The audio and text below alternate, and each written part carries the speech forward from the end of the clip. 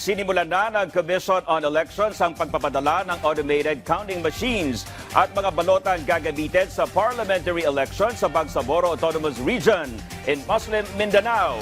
Yan ang ulat ni Luisa Erispe. Tuloy-tuloy lang ang paghahanda ng Commission on Elections para sa nalalapit na parliamentary elections sa Bangsamoro Autonomous Region in Muslim Mindanao o BARM.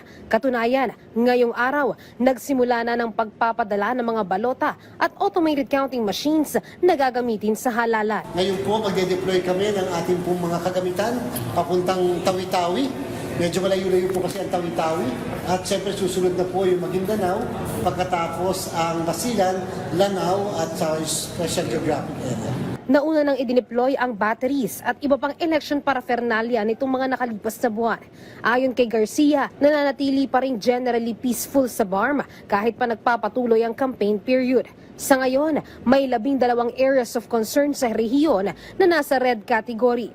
Pero ayon kay Garcia, maaari itong madagdagan pa o mabawasan depende sa peace and order ng rehiyon. Habang lumalapit tayo sa eleksyon, halos 30 araw na lang kulang-kulang, ay nagbabago po yung mga sitwasyon sa mga lugar and therefore maaari pong magdumami pa yung bilang ng mga red category areas o kaya naman mabawasan. Hanggang ngayon naman anya ay issue pa rin ang pagkawala ng 7 seats sa Sulu at ang redistribution ng mga parliamentary district representatives. Pero para sa COMELEC, tuloy pa rin ang halalan at ang susundin nila ay ang 73 seats na pagbobotohan. Basta ang COMELEC, ang pinaghahandaan, ang aming pong preparasyon ay sa 73. And therefore, may challenge na po sa Korte Suprema.